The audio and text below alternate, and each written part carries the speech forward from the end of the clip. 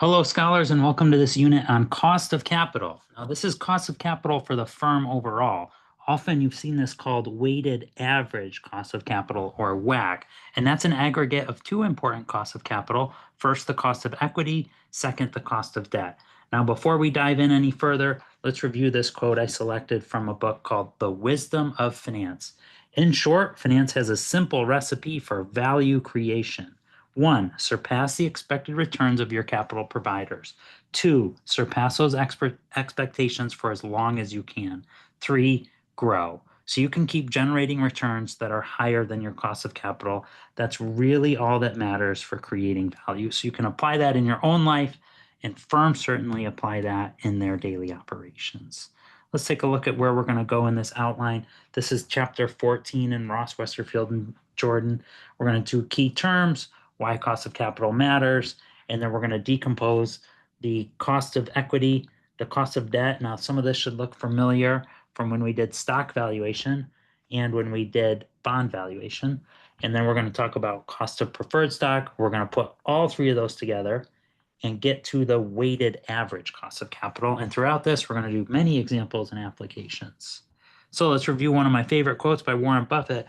There are only two variables you have to plug in to value any financial asset. That's simply the stream of cash in and out between now and judgment day and discounted at the proper rate of interest. So the financial asset we're trying to value with WACC is the firm. So this is a key component to firm valuation. So when we get firm valuation, the proper discount rate is called the weighted average cost of capital, or the WACC, W-A-C-C. So let's talk about a few key terms for cost of capital. First, cost of capital is the minimum required return on a new investment. It's the required return, the appropriate discount rate, or just simply the cost of capital. We use the cost of capital for new projects. So the required return is the same as the appropriate discount rate, and it's based on the risk of those cash flows. We need to know the required return for an investment before we compute the net present value and make a decision on whether or not to take the investment. We need to earn at least the required return to compensate our investors for the financing they have provided. That's why we're trying to exceed the expectations, because once we exceed those expectations, that's when value creation comes into play. So weighted average cost of capital, or simply WACC, is the cost of capital for the firm as a whole, and it can be interpreted as the required return on the overall firm. It's the weighted average of the cost of different forms of financing, like common stock, debt, and preferred stock. Use this discount rate to value the firm as a whole. So some components within WACC include the cost of equity. You can think of this as the required return on equity. It's the return that equity investors require on their investment in the firm. And the cost of debt, that's the return that the firm's creditors demand on new borrowing and the return currently being offered on bonds of similar risk. You could think of this as the yield to maturity. Interest payments can be deducted for tax purposes, so we're always concerned with the after-tax cost of debt. So the after-tax cost of debt is just your pre-tax cost of debt, or your yield to maturity, times 1 less the tax rate. So if you see here, the WACC in total, the weighted average cost of capital, has a few components. It's the weight of equity times the cost of equity, plus the weight of debt times the cost of debt times this 1 minus t factor. So this 1 minus t factor reduces the cost of equity because you get tax savings from having the interest expense deducted on your income statement. So this term I've highlighted, the cost of debt, RD times 1 less TC, this is your after-tax cost of debt. So I'll just put AT, cost of debt. You could also think of RD, or cost of debt, as your yield to maturity. So what is WE? Again, WE is the weight of equity in the firm's capital structure. WD is the weight of debt in a firm's capital structure. And just to remind you, capital structure, if you have your assets, they're financed through two portions. One is equity, the other is debt, or liabilities. So this choice between debt and equity, the weights between debt and equity, is called capital structure. It's how your assets were financed. And again, the cost of equity, you could think of that as a required return on equity. Go back to your stock valuation notes, anything that was RE there. And cost of debt, go back to your bond valuation. That's your yield to maturity. And TC is the firm's marginal tax rate. Now, why it matters, cost of capital, that's again the minimum required return on a new investment. Why is the cost of capital important? Well, we know the return on assets depends on the risk of those assets. So it doesn't necessarily depend on where you source the capital. It depends on how you use the capital. So we've raised money by issuing equity and debt. Now we have cash. We have to consider investing that. And when we invest that and think of things like capital budgeting, those purchasing of long-term assets, we need to know the return on those assets. And to get to something appropriate for that, we have to know the risk of those assets. So the return to an investor is the same as the cost to a company. Our cost of capital provides us with an indicator of how market views the risk of our assets. Knowing our cost of capital can help us determine our required return for capital budgeting projects. Is value created if we meet our cost of capital? No. Value is not created if you just meet the minimum returns. Value is only created when your return exceeds the requirement. Go back to net present value and think of that. If you're just meeting your hurdle rate or your minimum cost of capital, your net present value is zero. There's no value creation. A good estimate for cost of capital is required for a few things, including good capital budgeting decisions. Remember, capital budgeting is the choice of your long-term assets, so what you're investing in capital long-term. Neither the NPV rule nor the IRR rule can be interpreted without knowledge of an appropriate discount rate. Another reason is financing decisions. An optimal capital structure minimizes the firm's cost of capital. So if we're minimizing our WACC, we're maximizing firm value. So that's why this capital structure choice, your debt and equity mixture, is important as well. And lastly, operating decisions. The cost of capital is used by regulatory agencies in order to determine fair return in some regulated industries, such as utilities. Let's take a look at this comic here. As you requested, I sorted the future product features into 3 priorities. Let me know which group I should stop working on: essential, critical, or must-have. This is the part where you pretend to add value. And I thought that was cute because we're talking about value creation, and that's all we're trying to do in finance is make decisions about creating value.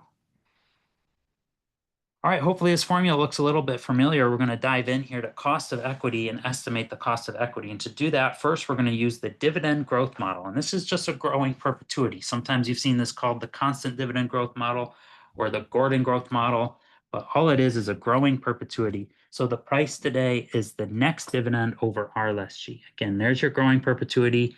If we rearrange this, we can solve for RE. And RE is the cost of equity to the firm. That's the required return for equity holders. So RE equals the dividend yield plus the capital gains yield. So this is a measure of the cash flow yield the investor is getting. And then G is the rate the dividend grows and the rate of stock appreciation in price. So all we're doing here is just the cost of equity is made up of 2 components, the dividend yield and the capital gains yield. Let's take a look. Suppose your company is expected to pay a dividend of $150 next year. That's D1, the dividend at time 1. There has been a steady growth in dividends of 5.1% per year, and the market expects that to continue. The current stock price is 25. What is the cost of equity? So all we have to do is just reapply this growing perpetuity formula, and we get RE equals D1 over P0, which is your dividend yield, plus G, your capital gains yield, equals $1.50 over 25 with 5.1%. Since we're using a formula here with a percentage, we have to move the decimal place 2 times. So all you do is 150 over 25 is with spot 0.51 equals 11.10%.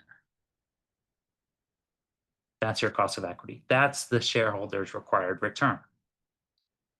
Now we're gonna estimate G. How can we get to G? Well, one way we could do is we could look at the dividends in the past and use their percentage change and take an average of those. So how do you get to a percentage change in dividend? Well, all you have to do is take the ending value over the beginning value less 1. That's a percentage change. So in the first case, ending over beginning, we began at a $1.23 and now we're at a $1.30. So it's ending of 130 over 123 minus 1. If you do that correctly, you'll get 5.7%. Then we have again ending over beginning. So we have 136 over 130, right? So the ending was now 2017, the beginning was 2016. Less 1, and if you do that correctly, you'll see that that's 4.6%. Then again, ending over beginning, 143 over 136, less 1. That will give you 5.1% if you do it correctly. And then again, ending over beginning, 2019's dividend over 2018's dividend, that's $1.50 over 143 less 1. That will give you 491. So we're talking about expectations here. So when you think about expectations, think of the center of a normal distribution. So to do that, we need to get to an arithmetic average. So an arithmetic average, all you need to do is sum up all of your rates and divide by how many there are. So you have spot 057 with spot 046 with spot 051 with spot 049. There's 4 of them there. So we divide by 4 and we get to 5.1%. And that is our estimate for G. And you can see that's where the 5.1 came in the previous example. So, there's 5 years of dividends here, but if we're getting the growth in there, we only have 4 years of growth given that there's 5 figures. So for this approach to work, again, we had to use what the market expects our growth rate to be, not what we know it to be internally, and that's an important point. The market price of a security is based on market expectations, not private information. Other approaches you could use, you could look at analyst forecasts and take an average of theirs. Those tend to be overly optimistic, so I'm not personally a huge fan of that approach. You could also use the geometric average as opposed to the arithmetic average like we did. That number is going to be a little bit less than the arithmetic average because the geometric average is always less than the arithmetic average. Or OLS, ordinary least squares regression, with the log of the dividends as the dependent variable and time as the independent variable. The other thing you could do is take G as ROE times the retention ratio, because if the retention ratio is the portion of net income that a firm decides to keep, and ROE is the firm's return on profit over their equity, G is their sustainable growth rate. So remember, we went from sales, we deducted COGS, we deducted depreciation, et cetera, et cetera. We got all the way down to net income. So out of top line, this is what the firm earned in terms of profitability. So if this portion, remember net income, part of it can go towards dividends, that's a cash distribution to the owner, or it could be saved internally, and on that would be assets equal liability and equity.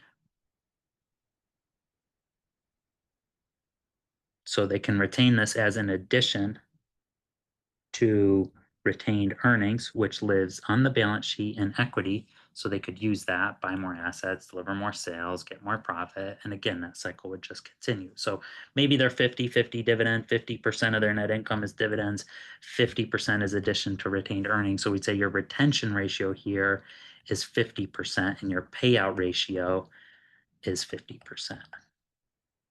So if we're measuring the first case, the retention ratio, we're paying out 50%, and our return on equity, which is a measure of net income over total equity. So you just ROE, remember, ROE is your net income over your book value. Think of that as balance sheet value, essentially, book value of equity. So we're just taking a measure of how much net income do we have per equity, and that's your ROE. So that's what you're cranking basically on your equity And this is just a measure of how much you're retaining. So when you multiply those two figures, let's say ROE was 20%, you take spot 2 times 50, and there you go. You have an estimate for your sustainable growth rate G. Or what are the advantages of this approach? Well, one, it's relatively easy to use. Disadvantages is it really only works for companies that are currently paying dividends.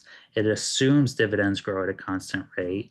But however, we are extremely sensitive to the estimated growth rate. So an increase in G of 1% increases the cost of equity by 1%.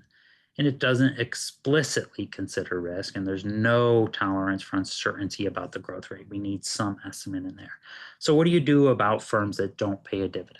In the case of growth-oriented, non-dividend paying firms, analysts often look at trends in earnings or use similar firms to project the future date of the first expected dividend and its future growth rate. However, such processes are subject to greater estimation error, and when companies fail to meet or exceed estimates, the stock price can experience a high degree of variability. The market does not like uncertainty, and there's wild reactions to that. You could see some volatility around there. No firm is expected to pay zero dividends forever. They think of the goal of the firm here is to maximize shareholder value. Shareholders ultimately want to get a cash return in some form back. The other approach we could use is the SML, or the CAPM approach, the security market line, or the capital asset pricing model approach. It's another alternative approach for estimating your cost of equity. This is just a second approach in addition to the one we just covered. So how do you do that? Use the following information to compute our cost of equity. We need a risk-free rate. Think of that as a U.S. Treasury bill. We need a market risk premium, which is an expected return on the market less a risk-free rate. And we need some measure of systematic risk of the asset. We're going to call that beta. You can find betas on Yahoo Finance. Typically, we use 5-year betas monthly. So your cost of equity, RE, is the risk-free rate plus beta times the market risk premium. So this whole term in hard brackets here is the market risk premium. So that's just the expected return on the market less the risk-free rate. So again, this is reminiscent here of our chapter 13. The previous example was from our stock valuation. Suppose your company has an equity beta of spot 5.8 and the current risk-free rate, or the Treasury bill, U.S. Treasury bill, is 6.1. If the expected market risk premium is 8.6, what is your cost of equity? So all we have to do here is cost of equity, RE, equals RF plus beta of equity times, I'm just going to put MRP for market risk premium. Be careful whether the question gives you the market risk premium or the expected return on the market. If you are given the expected return on the market, you have to find the market risk premium by deducting the risk-free rate from that expected return on the market. So just read that one carefully. Don't get tripped up. So all you have to do here is spot 0.61, that's your risk-free rate, plus beta of spot 5.8 times the market risk premium. No need to deduct the risk-free rate because this is the market risk premium. Let's take a look at what we have. 58 times spot 0.86 is with spot 0.61 is 11.09%. Just another way to estimate the cost of equity or the required return for the equity holder. What are the advantages of this approach? Well, it explicitly adjusts for systematic risk. And remember, beta is our measure of systematic risk, and this does take advantage of that measure. This is applicable to all companies as long as you can get an estimate on the equity beta for the company. The disadvantages, however, you have to estimate the expected market risk premium, and that varies over time. You have to estimate beta, again, that also varies over time. And we're using the past to predict the future. It's not always reliable. It's just the best data that we have. Now, cost of debt. Think of that as your yield to maturity. So hopefully that term is reminiscent of our bond valuation unit, and now we're estimating the cost of debt. So the cost of debt is the required return on a company's debt or liabilities. We usually focus on the cost of long-term debt or bonds. The required return is best estimated by computing the yield to maturity on existing debt. We may also use estimates of current rates based on bonds ratings we expect when we issue the debt. And just know the cost of debt is not the coupon rate. The coupon rate is the rate the company is paying in terms of that annuity, but the cost of debt is the discount rate to value the bonds. Think of that. Again, that's the yield to maturity. So the application here is consider what happens to corporate bond rates and mortgage rates as the Federal Reserve Board changes the Fed funds rate. If the Federal Reserve raises the Fed funds rate by a quarter point, virtually all bond rates, including government to munis to corporate, will increase after this application. So it's important, stock market, bond markets, follow interest rates very closely. Let's take a look at an example. Suppose we have a bond issue currently outstanding that has 25 years left to maturity. The coupon rate is 9%. The coupons are paid semi-annually. The bond is currently selling for $908.72 per 1,000 bond. What is the cost of debt? So this is also asking us to find the yield to maturity. So just take this one step at a time. Time, N, 25 years, but if this is paid semi-annually, there's 50 periods. So I'm going to put 25 times 2 periods for N. Timing, payment, coupon payment. Remember, your coupon payment is equal to your coupon rate times your face value divided by 2 in this case because it's semi-annual. Your coupon rate is 9%, so take 9%, spot 09 times face value per 1,000 bond, that's your face value, 9% times 1,000 over 2, your coupon payment is 45 per period. Your face value, like we just said, is 1,000. Your price or your present value is 908.72, so make sure that's an outflow. 908.72. You have to pay this price for the bond. That's a cash outflow to receive a positive inflow of $1,045 on the annuity portion. Now what we have to do is compute for the I over Y, or the yield to maturity. That will come out as a rate per period. However, the yield to maturity and the cost of debt is an annual rate, so you have to multiply that by 2 periods per year to get to a rate per year, or your yield to maturity, quoted as an annual percentage rate.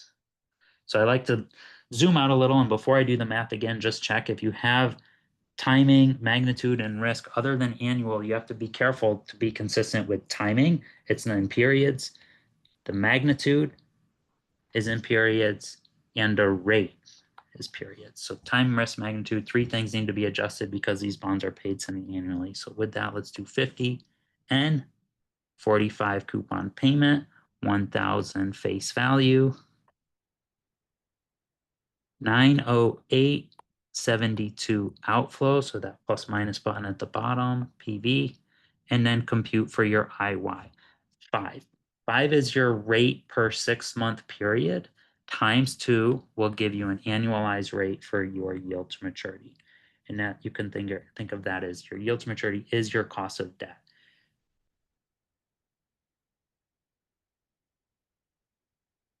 Now, cost of preferred stock. Let's take a look at this. Now, this is just a perpetuity. Preferred stock generally pays a constant dividend each period.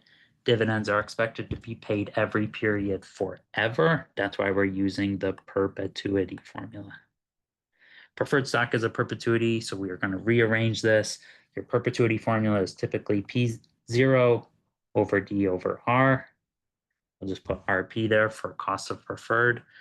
And if you rearrange this, you get cost of preferred equals D over P0. So let's take a look at an example. Your company has preferred stock that has an annual dividend of $3 per share. If the current stock price is 25, what is the cost of preferred stock?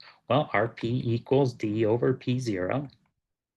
Your dividend in this case is 3 over P0, your current stock price of 25. So just take 3 over 25 to get a discount rate or a cost of preferred stock of 12%. This is the required return to the preference shareholder.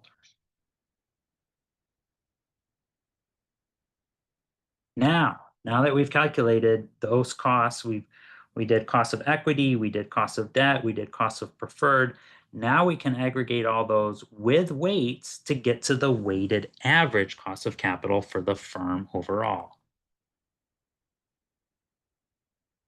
You can use the individual cost of capital like we just computed to get to an average cost of capital for the entire firm. Average is the required return on the firm's assets based on the market's perception of the risk of those assets. And the weights are determined on how much of each type of financing is used. And to use the weights correctly, we have to use the ideally target capital structure weights, but if we all we get is market value weights, it's appropriate to use market value weights. Again, this is based on market value. So the notation E here is the market value of equity, and to get to market value of equity, you take the number of shares outstanding times the price per share. D for debt, market value of debt is the number of bonds outstanding times the bond price, not times the bond's face value, but times the bond's price.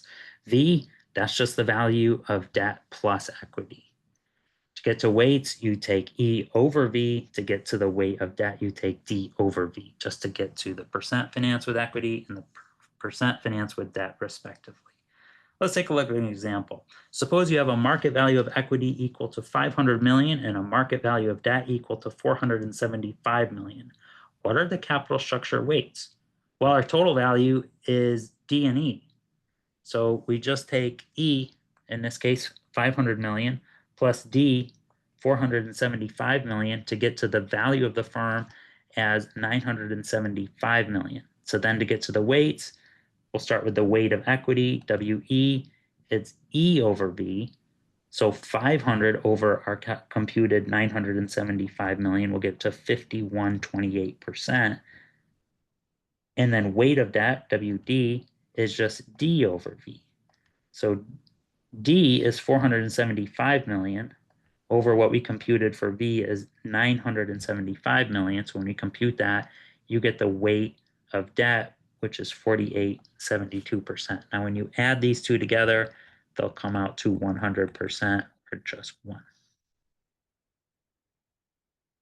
Now, taxes. That's the one more component we need to consider before we get to WACC. We're concerned with after-tax cash flow, so we need to consider the effect of taxes on various costs of capital. Interest expense reduces your tax liability. Go back to chapter 2 and remember on your income statement, you deduct interest before you have to compute your taxes. So the reduction in taxes reduces your cost of debt. This is a benefit for the firm. It makes the cost of debt cheaper. Your after-tax cost of debt is RD, your cost of debt, times 1 less T. Notice that will lower the rate. Having tax lowers your cost of debt. That lower discount rate increases value. Remember, those are inversely related. As rates go down, valuation goes up. So your weighted average cost of capital is your weight of equity times your cost of equity plus your weight of debt times your cost of debt times 1 less T. So these two terms together, these two factors together, are called the after-tax cost of debt. You could think of RD, or cost of debt, can also be called your yield to maturity or your pre-tax cost of debt.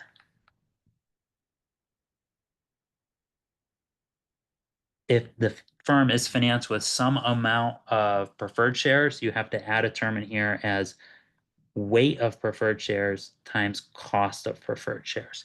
So it looks like we have now explained every single one of these components that makes up WACC. So let's continue working through an extended example. This is a long one here, this cost of equity and cost of debt and a tax rate. We're going to get all the way down to WACC eventually. So let's take a look at the equity information first. We have 500 million shares, $80 per share, a beta of 115, a market risk premium of 9%, and a risk-free rate of 5%. So to get to cost of equity, I'm going to focus on that first. The information I'm giving here is beta, market risk premium, and the risk-free rate. So I can't actually use the Gordon growth model, the growing perpetuity approach. I don't have those variables here. So to get to this cost of equity, what I'm going to use is the SML, or the capital asset pricing model. So cost of equity is equal to your risk-free rate plus your beta times the market risk premium. Again, your market risk premium That's just the expected return on the market less the risk-free rate that was done for us. I'm just going to take the market risk premium here. So your cost of equity, RE, is 5% with beta of 115 times your market risk premium of 9%. So you take 115 times 9%, add back your risk-free rate, and you get to 1535 cost of equity.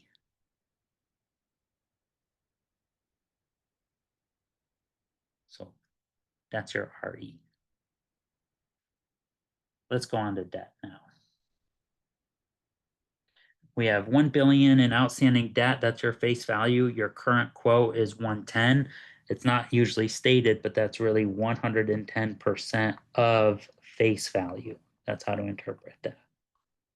If there's no more information given, your coupon rate is 9%. Semi-annual coupons there, 15 years to maturity. That times 2 is 30 semi-annual periods. So let's get to our cost of debt. N is 15 times 2, number of periods. Our price, our present value, is 100.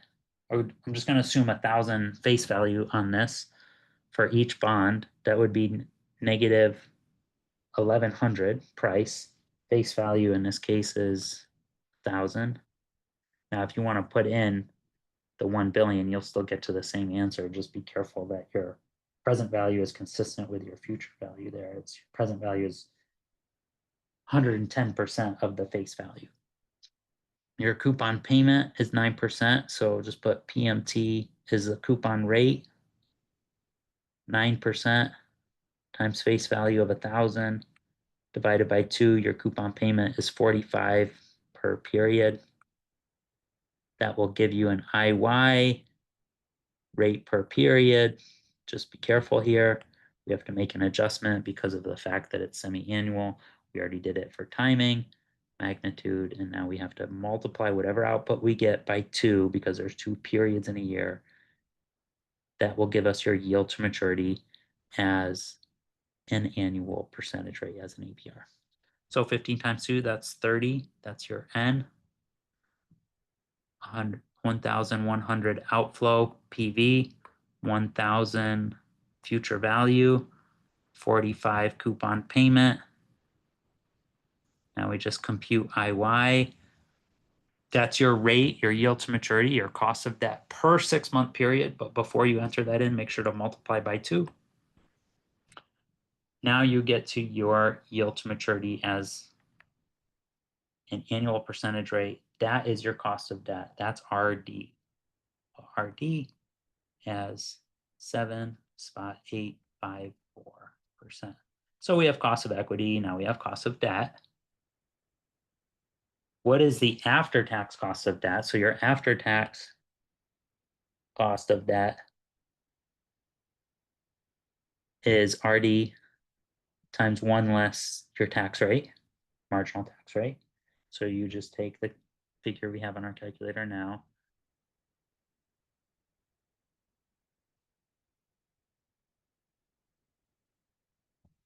Take this times spot 79, that's 1 minus 21%, and you get to 6.2%. That's the after-tax cost of debt is 6.204%. What are the capital structure weights?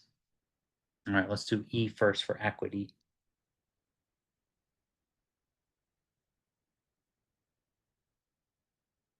Equity, we're looking for market cap here, and market cap is price per share times shares outstanding. So these two figures, 50 million shares times $80 per share. So I'll just take E is equal to 50 million times 80 price per share. That will get you to 4 billion for equity. Now debt is 1 billion in outstanding debt of face value, but again, we're using market figures, and the current quote is 110% of face value. So we need these two pieces of information, 1 billion times 110%. So 1 billion This is a percent, so just move the decimal twice, 1.1. Gives you 1.1 billion. No preferred shares here, so to get to value of the firm, all we have to do is take equity, add debt. So we have 4 billion and 1.1 billion. Gotta love numbers where we get to add in billions. You get 5.1 billion. So your weight of equity is your 4 billion over your 5.1 billion. That's E over V. That will give you a weight of equity. 4 over 5.1 gives you a weight of equity of 78.43%. And then I'll spell this one out here, WD, weight of D, that was just weight of debt is just debt D over V value. So that's just over 5.1. That's 1.1 over 5.1. If you do this correctly, 1.1 over 5.1, your weight of debt is 21.57%. There's just two sources here of financing in your capital structure. That'll add up to 1%. So what is the WACC? Let's take a look. Weighted average cost of capital. That's going to be your weight of equity times your cost of equity plus your weight of debt times your cost of debt times 1 minus T tax. So put WACC here in orange because that's the firm overall. Weighted average cost of capital. Your weight of equity here is about 7.843. Your cost of equity, which we found above, was about 1.535. Right up here. And your weight of debt, which we just computed, 21.57%. Cost of debt, this is, I'm just going to take the pre-tax cost of debt here. It's about 0.7854 times 1 less T times 1 less tax rate, 21%. Now these two terms together, this, remember, that's your after-tax cost of debt. So when you multiply those two terms together, what you're going to get is about 0.6204 like we did above. Now, if you compute those carefully enough and accurately, your weighted average cost of capital, that will come out to 13.38%. So that would be the discount rate you use on the firm's overall free cash flows. Weighted average cost of capital. That's the discount rate for firm valuation. Let's take a look at different WACCs here for different companies, give you an appreciation for what it is. We start here sorted by beta, low beta companies first, and then higher beta companies at the bottom. And then you have your cost of equity shown, your cost of debt shown. Then we have our capital structure weights here, your percentage in equity and your percentage in debt. Put all those figures together, you can compute a weighted average cost of capital. So what you'll notice is would tend to be safer firms. You think of something like Hershey chocolate bars, that is, very low weighted average cost of capital. Riskier firms with more uncertainty, you're not perhaps going to be surprised if those have higher weighted average cost of capital or WACCs or discount rates for the firm. Another interesting visual, it's a little old, but we can still take something to learn from it.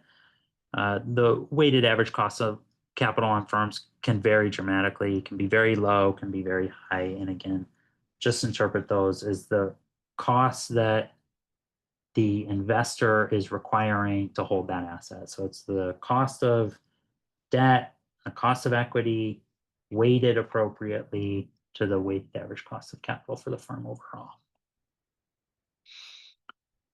So you could apply this, you could get to some estimates on Yahoo Finance if you don't want to calculate it yourself.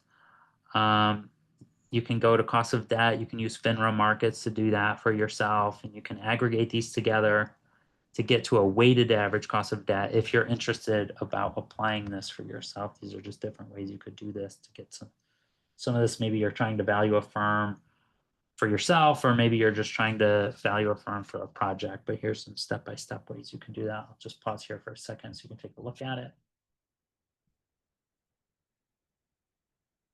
Once you have the cost of equity and the cost of debt, all you have to do is compute the WACC like we did above. It is best to use target weights. You typically don't have those, though. I think I said before it's best to use market value weights. I think I'm just so used to using market value weights because you don't get target value weights. Very rare do you get that. Alternatively, a Bloomberg terminal does this pretty well for you. All right, let's talk about this and link it to capital budgeting, divisional and project cost of capital, that is. Now, using the weighted average cost of capital as a discount rate is only appropriate for projects that have the same risk as a firm's current operation. So it's very rare that you're going to use WACC in a project discount rate. It's only if that specific project has the same risk as the overall firm. That's extremely rare. Riskier projects should have higher discount rates. They're riskier. We should expect higher returns for those. If we're looking at a project that does not have the same risk as a firm, we need to determine an appropriate discount rate for that project. And typically what you see is divisions of a company require separate discount rates because those divisions have a different risk profile than the overall firm. Does every business unit have the same cost? No. Think about GE, General Electric. There's many different divisions in that company. They may each require a different discount rate for their projects. Berkshire Hathaway, one of my favorite examples, that's a holding company that has many subsidiaries engaged in a number of diverse business activities. You have insurance, you have railroads, you have Dairy Queen, you have Duracell batteries. If a diverse company used WACC for every division, what you would see is riskier divisions get more investment capital, and less risky divisions would lose the opportunity to invest in positive NPV projects. This is a bad way to evaluate projects. If you just discount every new project in capital budgeting at a firm's weighted average cost of capital, the firm is going to get riskier. The risky divisions get more capital, less risky divisions lose that opportunity. And let's take a look, see if we can build that intuition for ourselves. What would happen if we use the WACC, the weighted average cost of capital, for all projects, regardless of their risk? So we have 3 projects shown. We have their appropriate required returns and an internal rate of return. But this company has a weighted average cost of capital for 15%. So take a second and think about what would happen if we incorrectly used WACC to evaluate all of these projects. And let's say we use internal rate of return to make our decision for capital budgeting. Well, if you discount it at the weighted average cost of capital, you're using WACC. WACC is saying your hurdle rate. So what project would you accept? Well, you would actually accept project A and project B. Both of those exceed the WACC of 15%. So that exceeds that minimum hurdle rate of 15%. We accepted a risky project that we shouldn't have, and we rejected a less risky project that we should have accepted. What would happen to the overall risk of the firm if a company does this on a consistent basis? Well, the firm just gets riskier. In this case, project A has a required return of 20, and its IRR is only 17. That means we shouldn't have accepted that. Project B has a required return of 15 and an IRR of 15. Or IRR of 18. Project C has a required return of 10 and an internal rate of 12. You should have ended up accepting project B and C. So if you incorrectly, it's inappropriate here, if you incorrectly used WACC to make your capital budgeting decisions, you'd accept A and B. And again, that's because A has an internal rate of return of 17, B has an internal rate of 18, and C has an internal rate of 12. So you would accept A and B, and you would reject C. Now, what you should have done is compared the required returns, the riskiness of those projects, with their internal rates of return. You should have ended up accepting projects B and C. Project B has an IRR of 18 and a required return only of 15. So you should have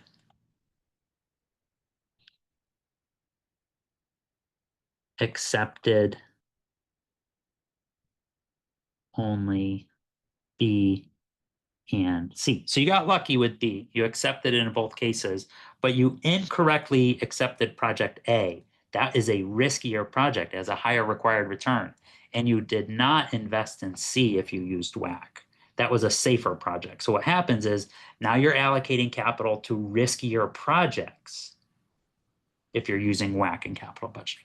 What happens if you keep doing this? The firm gets riskier overall, and your providers of capital, those debt holders and those equity holders, are not being fairly compensated for their risk that they're bearing. So what would happen if you accepted based on the required return? You'd only invest in B and C. So the cost of capital to a firm is equivalent to the required return to the investor of a firm. So the cost of equity is the required return for equity investors. The cost of debt is the required return for your debt investors. It's a little tricky of an example there, so I hope you take time to think that through.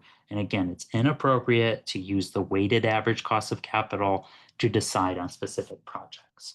You have to use their project's own required return based on the risk profile of that project specifically. So again, the cost to a firm is the return to the provider. The cost to a firm for capital funding is equal to the return to the providers of those funds. Just think of it of whose view you're looking at. From the firm's perspective, it's a cost. From the investor in the firm, they're the providers. So the return earned on assets depend on the risk of those assets. A firm's cost of capital indicated how the market views the risk of the firm assets. A firm must earn at least the required return to compensate investors for the financing they have provided. The required return is the same thing as the appropriate discount rate. There's an ethical issue here I want to call out to you when you're using this for capital budgeting. How could a project adjust the cost of capital, i.e. the appropriate discount rate, to increase the likelihood of having his or her project accepted? Well, if you want your project accepted, you change the discount rate. That's extremely unethical. That is going to get the firm in trouble eventually. It's not ethically sound to just adjust the cost of capital to get your project accepted. Remember, if the cost of capital is lowered, it's going to make the NPV look higher, and that's going to increase the chance that the project gets accepted. So if you just change that variable to try to get your project accepted, it's going to lead to an investment decision into something that is not going to pay out the way it should. It's not going to give the same required return as you should for the risk the company is going to bear on it. And there may be a tension to do that to get your own career ahead because you want your ideas accepted, you want your project accepted, but don't do so in an unethical manner. It'll come back to bite you and the firm, and it makes the entire integrity of capital markets just fall apart. Really bad thing to do. Let's look at a few frequently asked questions. I got some of these questions every semester. Question, does it matter what interest rate I use in a new project valuation? The answer is yes, it matters very much. It's an important part of finance. Firms need to compensate investors for the use of capital needed to finance new projects. The cost of capital with an investment depends on the risk of the investment. More risk implies higher cost of capital. So the cost of capital depends on the use of funds, not the source of funds. So think of us investing in a long-term asset that is capital. We need to consider how risky that project is, not necessarily where it came from. We just separate those two decisions. The capital budgeting decision is separate than the capital structure decision. So again, the cost of capital depends on the use of funds, not the source of funds. And that's a very big idea. Another question here, how should I think about interest rates in projects? Well, the correct discount rate depends on the riskiness of the investment. Again, we need to use discount rates to value investments in projects. Positive NPV projects add value to the firm. Those are the ones we want to accept. More specifically, it means a project's return exceeds what financial markets offer on investments of similar risk. So this minimum required return is called the cost of capital with the project. Another question, what interest rate should you use when valuing a new project? Well, you examine what capital markets have to offer, use this information to estimate your project's cost of capital. There's a few different approaches you could do to this task. What is WACC? WACC is the weighted average cost of capital. It's the cost of capital for the firm overall as a whole. It can be interpreted as the required return on the overall firm, not necessarily on a specific project. Can I think of some terms interchangeably? Henceforth, I use the terms required return, appropriate discount rate, and cost of capital more or less interchangeably because they're essentially meaning the same thing here. These are just different discount rates. Just be careful. Sometimes when you see cost of capital, it refers to capital budgeting. Sometimes when you see cost of capital, it refers to WACC. So just make sure if you're discounting project cash flows, use project's cost of capital. If you're discounting firm free cash flow, you're using the weighted average cost of capital. Here's a summary of some of the computations we did in this unit. The cost of equity, RE. We used two different approaches here. The first was just the dividend growth model from Chapter 8, stock valuation. It's just a rearrangement of a growing perpetuity, which you saw in time value of money. And then we used the SML approach, the security market line, or the CAPM approach, the capital asset pricing model approach from Chapter 13. Your cost of equity is just your risk-free rate with beta times the market risk premium. If you have to get to a best estimate and you're given all of this information, you could compute both of them and take an arithmetic average of these two, just average the two to get to an estimate, because then you're going to pick up a little bit of evidence in each of those, a little bit of truth in each of those. It's a smoothing estimator for you. So that's the cost of equity. Next was your cost of debt. So with publicly held debt, the cost of debt can be measured as the yield to maturity on outstanding debt, and the coupon rate is irrelevant. Don't use the coupon rate here. Yield to maturity we covered in Chapter 7. If you have no publicly traded debt, then the cost of debt can be measured as the yield to maturity on similarly rated bonds. That is, bond ratings were discussed in Chapter 7 there, AAA, BBB, BB, etc. Now, your weighted average cost of capital, or your WACC, the firm's WACC is the overall required return on the firm as a whole. It's the appropriate discount rate to use for cash flows similar in risk to those as the overall firm. The WACC is your weight of equity, that's E over V, times your cost of equity, RE, plus D over V, or your weight of debt, times RD, your cost of debt, your yield, times 1 minus T. If you're given cost of preferred, you can take P over V, or just your weight of preferred times your cost of preferred. So TC is the corporate tax rate. Think of it as your marginal tax rate. Rearrange this as weight of equity times cost of equity plus weight of debt times cost of debt times 1 less T. Let's do one more comprehensive problem. A corporation has 10,000 bonds outstanding with a 6% annual coupon rate, 8 years to maturity, and 1,000 face value, and 1,100 market price. The company's 100,000 shares of preferred stock pay a $3 annual dividend and sell for $30 per share. The company's 500,000 shares of common stock sell for $25 per share and have a beta of 1.5. The risk-free rate is 4%, and the market return is 12%. So we don't have the market risk premium directly given this time. Assuming a 21% tax rate, what is the company's WACC? All right, we're given debt first. Let's start there. Let's do our market value of debt.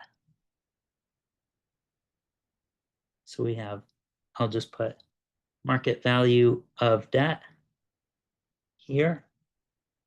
We have 10,000 bonds. That's your quantity.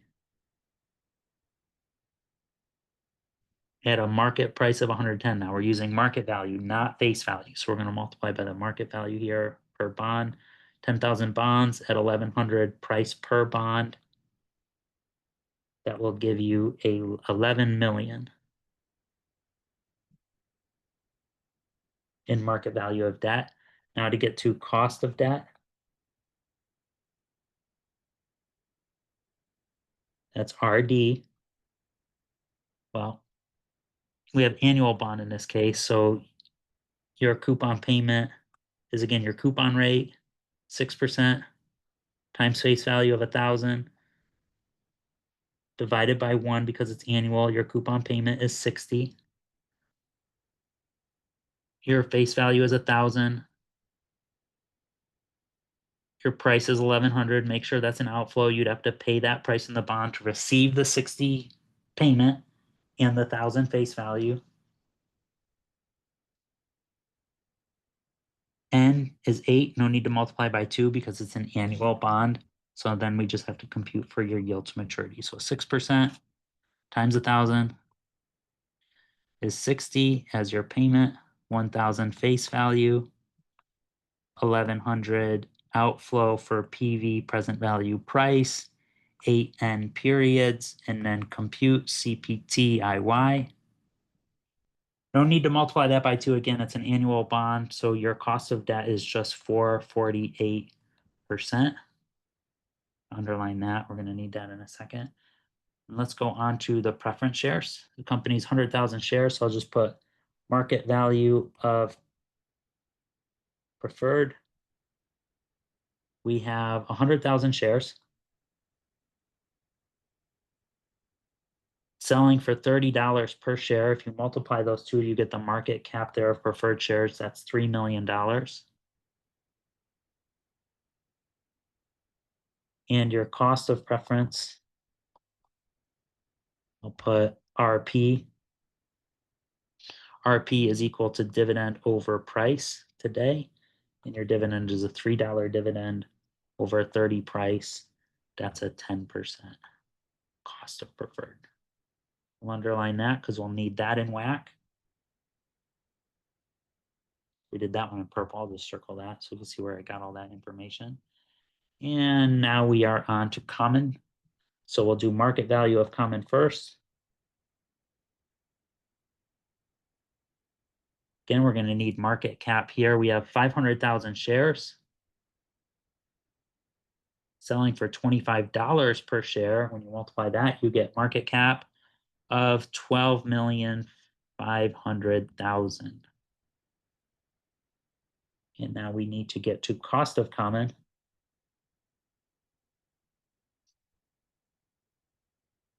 We'll just put that as RE. And let's see, we're given a beta, risk-free rate, and a market return. So I'm going to use the security market line, SML, CAPM, capital asset pricing model approach here, is the risk-free rate with beta times the market risk premium, which is the expected return on the market less the risk-free rate. So your cost of equity is your risk-free rate of 4%, 0.04, with beta of 1.5. This time we have to do the market return of 12% less the risk-free rate. We have to calculate the market risk premium, that is, this term in the brace, less 4%. So we have 1.5 times 8% with 4% to give you a 16% cost of common. I'll just put that as RE. Now what's my total market value of all securities? I'll just go here to value. So value of the firm overall, that is. Value is going to just be market value of debt. I'll put D with market value of preference, P, with the market cap here of common. I'll put E. So my total value is D, 11 million, with 3 million, just pulling these figures from the ones we just calculated above, and 12.5 million. So V value in total will come out to, should be 26.5 million. So next we need to get to the weight of debt. So WD, weight of debt, is equal to your 11 million out of your total 26,500,000. So 11 million over 26,500,000. That will come out to 41.51%. Then we'll get to the weight of preference, which we have 3 million over our total value of 26,500,000.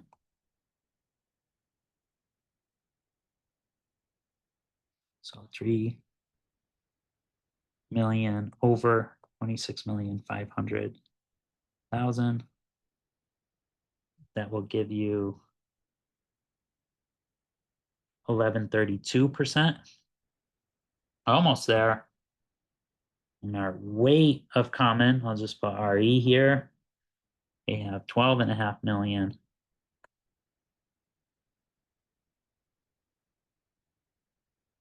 over our total value of 26.5 million. So 26,500,000 there. So 12.5 million. Yep, over 26.5 million gives you 47.17%. Now we are almost there. Putting it all together, your weighted average cost of capital is your weight of debt times your cost of debt. We'll put E there, it's cost of debt, times one less tax rate,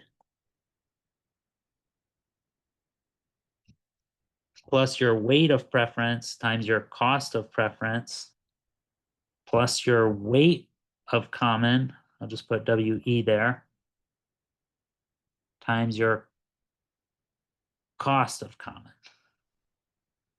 So again, you just pull all the figures we calculated above, your weight of debt here, spot 4151, your cost of debt up here, 448.